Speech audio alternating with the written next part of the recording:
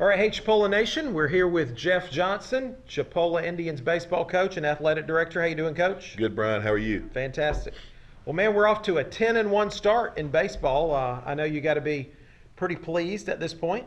Yeah, we're happy with the way we started. It's been a good start. The weather hadn't been ideal some. We fought through some weather, especially this weekend against Florida Southwestern, and you never thought we'd got all four of those games that's in with amazing. what happened. But thank goodness for a tarp and a bunch of willing bodies. Right, so right. we got through that, and we've played well in some phases of the game, and got a lot of work to do and a lot of polishing up still to do. Yeah. So, Coach, 10-1, number 2 in the state, and we've shown up in a lot of the national polls in the top 10 in the NJCAA poll. I think we started out as third in the perfect game poll, and you mentioned another one. And I know that a lot of that is based on our reputation of what we've done before. But how do you feel about us moving forward and staying in the top? As I tell our guys, a lot of the ranking stuff comes on what the guys have done before you. Right, right. You'll determine whether you stay there or move out of it. And again, our guys just need to continue to strive daily to keep improving and keep honing their crafts and pick out their weaknesses and work on their weaknesses. Right. And get better. I think the talent level. I think we got a good level of talent. The key to winning championships and being good at the end are a lot of other things that you have to do too. You have to be pretty thick-skinned, have a great will to win, and Right. Your leadership, your chemistry, your competitiveness, all those things that go into it, and building your foundation too, and understanding what my strengths are, but what my weaknesses are, and work on those weaknesses and get your foundation better. Right. Mentally and physically. Mentally and physically. Right. Let's talk about a couple players, particularly Cameron Gray from Mariana. He's been to the plate more times than any.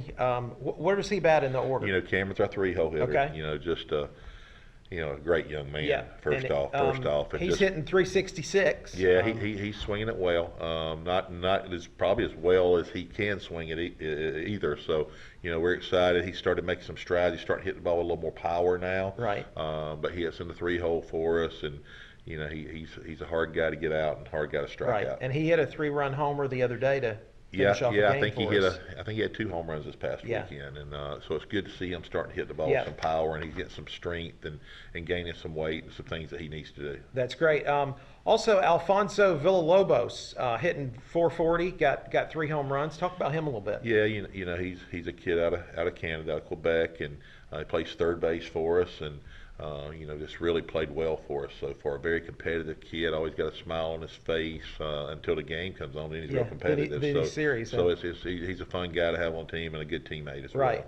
And then Austin Miles has also got 3 home runs, and he's hitting 364. Yeah, Austin, transferred in at the break from the University of Alabama, and he was a high-profile guy coming out of high school, and he's got a lot of talent, a lot of quick, twitchy stuff to him, and he just needs to continue to play a bunch of games and get that experience and those ABs and things you need as far as that. Right. Well, Coach, we've got a lot more non-conference games on the schedule, and we actually don't start conference until over in March. March 9th, we start playing Panhandle Conference baseball. Yeah, I think we open up with Tallahassee, and we were supposed to play this weekend. We had San Jacinto coming in, who's a very perennial power in the junior college ranks, and they called today, and we're going to cancel that as the weather doesn't look good, and it's a 10-hour drive over for them. Exactly. So we're looking to try to pick up some more games, and in this pandemic, you want to play when you're healthy, and you want to get as many games in and keep this thing going. And we've been playing fairly well, but it's a young group, not necessarily young, and an inexperienced group with us, new group, I guess you would say, and these guys need to continue to play to work out a lot of bugs. Right, and again, I know the pandemic has affected everybody the same, but golly, could you have ever imagined being this far into the season and only having played 11 games? Well, it's crazy about that too, Brian. I was talking with somebody yesterday, and they said, y'all have already played 11 Yeah. games, 11 games. So, we start so early with the junior college, starting the last, really the 22nd of January this time, the last weekend of January, but starting so early, and the Division I start this weekend, so we really started 4 weeks before they did, pretty much. Golly, So, it's, we just want to continue to play, continue to get our games in. These kids deserve to play, and, so you want to continue on. Yeah. Well, Coach, let's move on to your other job, which is athletic director, and let's talk about what's going on with some of the other sports on campus. We got basketball going wide open right now. Started conference this past week, and I think we're into games 3 last night. And our women played really well last night and beat Tallahassee, and Coach Franklin, I think, is 3-0 now. They are. Our men's team scuffled last night, played a really good Tallahassee team and got beat. And our softball team, Coach Hendricks and them, aren't off to the start they normally are off to. Right. They've had some injury issues with their best couple of pitchers and their shortstops, and it's hard to, in that game, it's so pitcher dominant. It is. It's hard to win, when you don't have your best people going there. But we understand they're going to. All our sports are going to get better, and they're going to coach them up, and they're going to do well. And I think in a couple of weeks that'll turn around a lot. So, we'll see where it is. Well, it has been nice to see some people in the Milt for some basketball games, and we have set the gym up so that people are separated and safe, and people are wearing masks, and man, it's pretty exciting to see basketball actually happening. Yeah, just get back to normal, as best we can, and these kids deserve to have people watching them play. They deserve to play, right. So you got to be safe with it. You got to do your due diligence there to be safe, and it's good to see smiles on these kids' faces and see them out competing and playing again.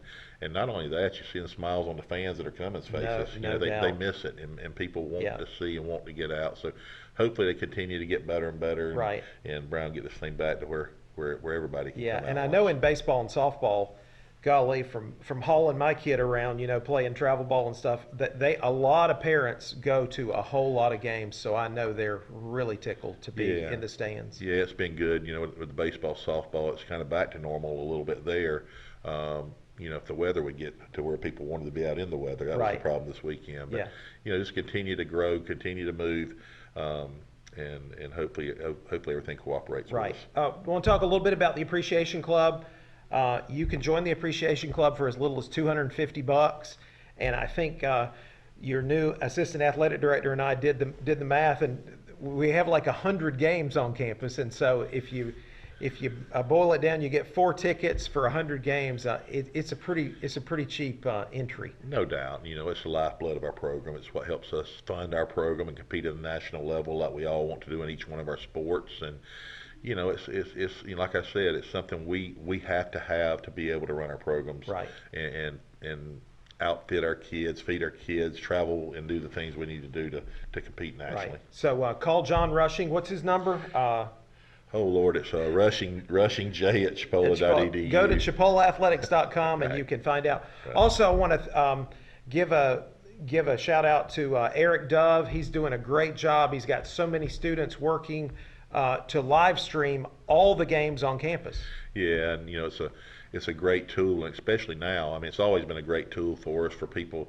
You think about these kids who come here from way off, and they're in even foreign countries and stuff, and they'll be able to watch their kids play every home game. And a lot of other people have gone to it, so a lot of the games at home and away are on the webcasting. But Eric and his group do a great job for us, and to have what's going on now, all the sports going at one time, it's ramped it up on him. And some of those days are extra fun. And to see his helpers and the people he's got helping him, we just appreciate that a lot. That's great. But so check out ChipolaAthletics.com. You can find links to the live streams. You can find out about the Appreciation Club. You can look at all our schedules and find out everything that's going on with Chipola Athletics. Yeah, normally, social media, John puts it up on social media, the links, and like you said, you can go to the webcast, go to the schedule part of it. Normally it's right there or on the front of ChipolaAthletics.com and follow us. It's a great